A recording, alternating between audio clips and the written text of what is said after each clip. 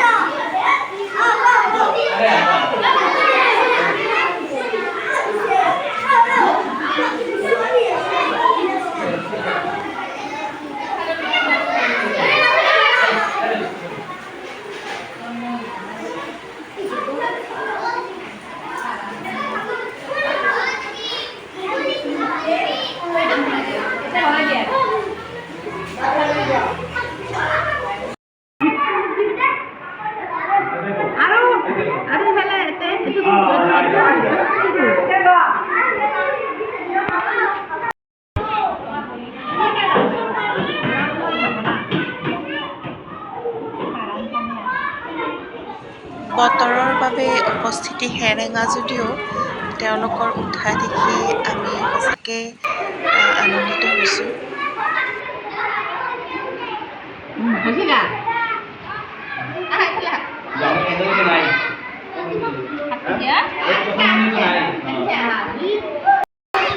এয়া কাউন্টিঙৰ কাম চলি আছে।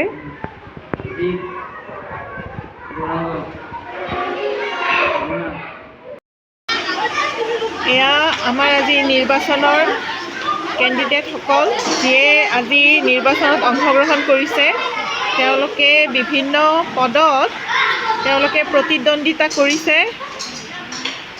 এইসকল আমাৰ আজি নিৰ্বাচনৰ প্ৰাৰ্থী।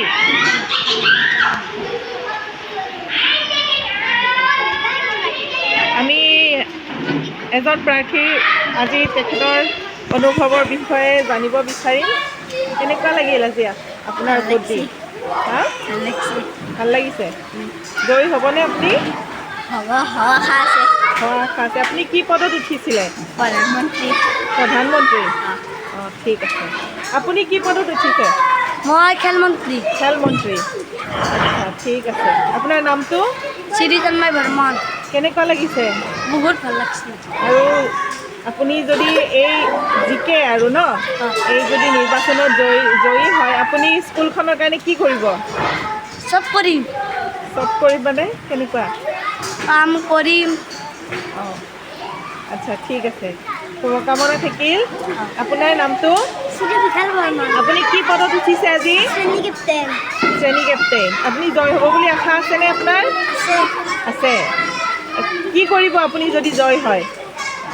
মোৰ বহুতো ভাল লাগিব আৰু বহুত ভালকৈ ৰাখিম, কামো কৰিম। শ্ৰেণীটো ভালকৈ ৰাখিব আপুনি অঁ। আপোনাৰ নাম? নমস্কাৰ, মনসী ধ্বজ বৰ্মন। আপুনি কি পদত উঠিছে আজি? মই আলোচনী মন্ত্ৰীত উঠিছোঁ। আলোচনী মন্ত্ৰী, বঢ়িয়া। আপোনাৰ দায়িত্ব বহুত কিন্তু। অঁ, আপুনি যদি জয়ী হয়, আপুনি আপোনাৰ আলোচনীৰ বহুত কাম কাজ থাকিব, আপুনি সুচাৰুৰূপে পালন কৰিব বুলি আমি আশা কৰিলোঁ। নমস্কাৰ, মোৰ নাম শ্ৰী চিন্ময় ৰয়। মই ক্লাছ 10 উঠিছোঁ। আপুনি জয়ী হ'বনে? অঁ, ঠিক আছে। আপুনি শ্ৰেণীটো ভালকৈ ৰাখিব আপুনি কি পদত উঠিছে? মই আলোচনী সম্পাদকত উঠিছোঁ। আপুনি নিৰ্বাচনত জয়ী হ'লে আপোনাৰ দায়িত্ব আলোচনীখনৰ দৰে গুৰু দায়িত্ব আপোনাৰ আগত পৰিব। যিখন আলোচনীয়ে জিলা ভিত্তিত প্ৰাইজ পাইছিল যোৱা বছৰ, এইবাৰো আপুনি ভালদৰে কাম কৰিব লাগিব আলোচনীখনত। ঠিক আছে। আপুনি কিহত উঠিছে বাইদেউ? মই খেলমন্ত্ৰী। আচ্ছা, আপুনি উঠিছে নেকি?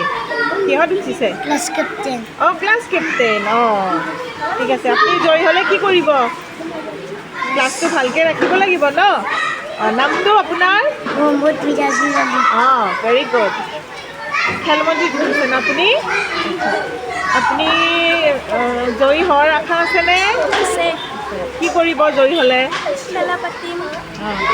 খেলা বাৰ্ষিক খেল ধেমালিবিলাকত সুচাৰুৰূপে পালন কৰিব লাগিব ন এইবিলাক? ঠিক আছে দিয়া, শুভকামনা থাকিল। মাইনা, আমাৰ এইটো কি আছিলে? হিয়া মাইনা কিহত উঠিছা? ক্লাছ কেপ্টেইন ন? ঠিক আছে, তোমালৈ বহুত মৰম থাকিল দেই। নমস্কাৰ, মোৰ নাম দৰ্শনা বৰ্মন। দৰ্শনা বৰ্মন, আপুনি কি পদত প্ৰতিদ্বন্দ্বিতা কৰিছে আজি নিৰ্বাচনত? সাংস্কৃতিক মন্ত্ৰী। সাংস্কৃতিক মন্ত্ৰী। আচ্ছা, শুভকামনা থাকিল। আপুনি কি পদত? আজি পুথিভঁৰাল পদত। আপোনাৰ নামটো? নমস্কাৰ, মোৰ নাম শ্ৰী ৰাগিনী বৰ্মন। ৰাগিনী বৰ্মন। আচ্ছা, আপুনি এই পদত যদি জয়ী হয় আপুনি কি কৰিব? সকলোকে এখন এখন কিতাপ দিম, সাধু কিতাপ দিব নহয়? আমাৰ পুথিভঁৰালৰ পৰা মানে যিটো সপ্তাহত দিয়া হয় সেইবিলাক আপুনি হিচাপ নিকাচ ৰাখিব লাগিব ন? সপ্তাহতে কিতাপখিনি দিয়ে, কিতাপবিলাক ঘূৰাই অনা দিয়াৰ এইবিলাক যিটো আমি ৰেজিষ্টাৰ এটা বহি ৰাখোঁ যে সেই বহীটোত ধুনীয়াকৈ টুকি ৰাখিব লাগিব, হয়নে? ঠিক আছে। আপোনাৰ নাম? নমস্কাৰ, মোৰ নাম মিছ মামনি বেগম। আপুনি কি পদত নিৰ্বাচন খেলিছে আজি? Class captain. Class captain. শুভকামনা থাকিল। আপুনি কি পদত খেলিছে? পুথিভঁৰাল পদত। এতিয়াই ক'লোৱেই ন, যথেষ্ট দায়িত্বপূৰ্ণ কাম, ভালদৰে কৰিবা ন? শুভকামনা থাকিল। কিহত উঠিছা? সাংস্কৃতিক মন্ত্ৰী। আচ্ছা, তোমাৰ নামটো? Very good. তুমি কিহত উঠিছা? মই ক্লাছ কেপ্টেইন। Class captain. নামটো? Miss Narjoy Yasmin Sultana. Very good. তুমি কিহত উঠিছা? শাখা মন্ত্ৰীত উঠিছোঁ। ঠিক আছে, শুভকামনা থাকিল। নামটো কোৱা? মিছ চানিয়া আহমেদ। তুমি কিহত উঠিছা? Class captain. Class captain. নামটো কোৱা? নমস্কাৰ, শুভকামনা থাকিল। তুমি কিহত উঠিছা?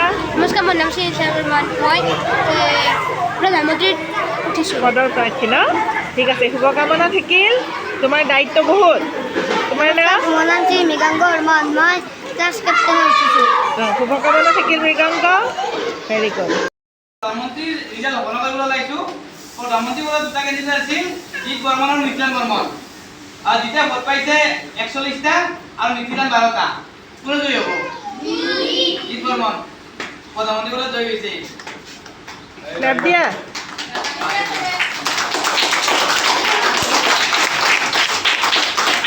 এইবাৰ আহিলোঁ খেল মন্ত্ৰীলৈ।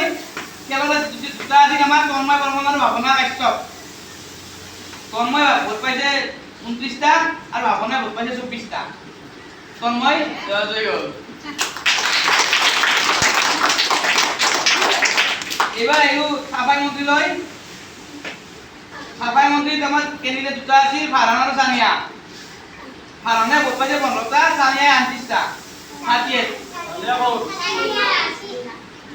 ফাৰহানে আহিলে, চানিয়া জয়ী হ'ল। এইবাৰ আহিলোঁ বৰ্গমন্ত্ৰীলৈ। বৰ্গমন্ত্ৰী আছিল টিকু আৰু গৌৰাংগ। টিকুই ভোট পাইছে 35টা, গৌৰাংগ 18টা। কোনে জয়ী হ'ব?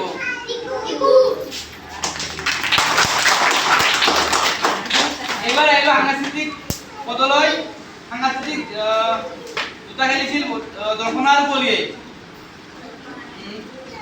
দৰ্শনাই ভোট পাইছে 45টা, কুঁৱলী ভোট পাইছে 8টা।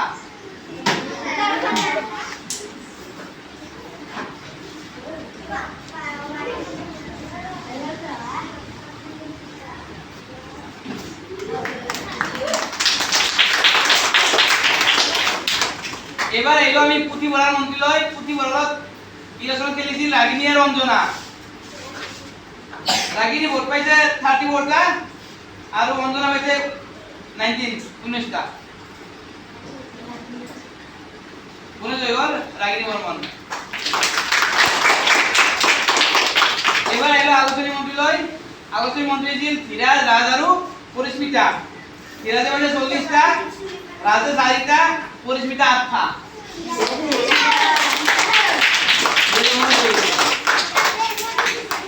এবার হচ্ছে আমার শ্রেণী প্রমুখ ক্লাস ক্যাপ্টেনত ক্লাস 5 বলেছিল বিশাল আর চিন্ময় বিশালে হয়েছে 4টা চিন্ময় 9টা অকলে তো 5 এর ভিতৰত জয় হল কোনে চিন্ময় বর্মন ক্লাস 4ত কোনে আছিল মৃগাঙ্ক মামনি আর সাগরিকা মৃগাঙ্ক হয়েছে 5টা মামনি আর সাগরিকা 6টা ইয়া দুটার মাজত ইলেকশন হব সাগরিকা আর মামনি আর লতারি হব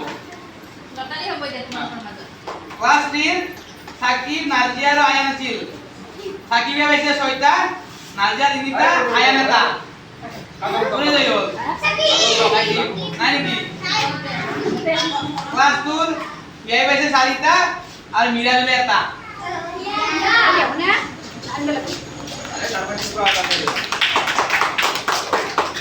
এখানে যে আমার আজি ইলেকশন রিজাল্ট এটা আমি লতারি পাতিম মামনি আর সাগৰিকাৰ মাজত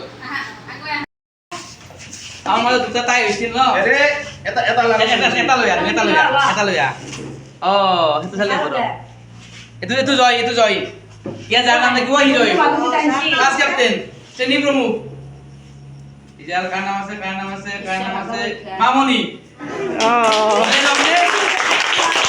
হ'ব তুমি ক্লাস ক্যাপ্টেন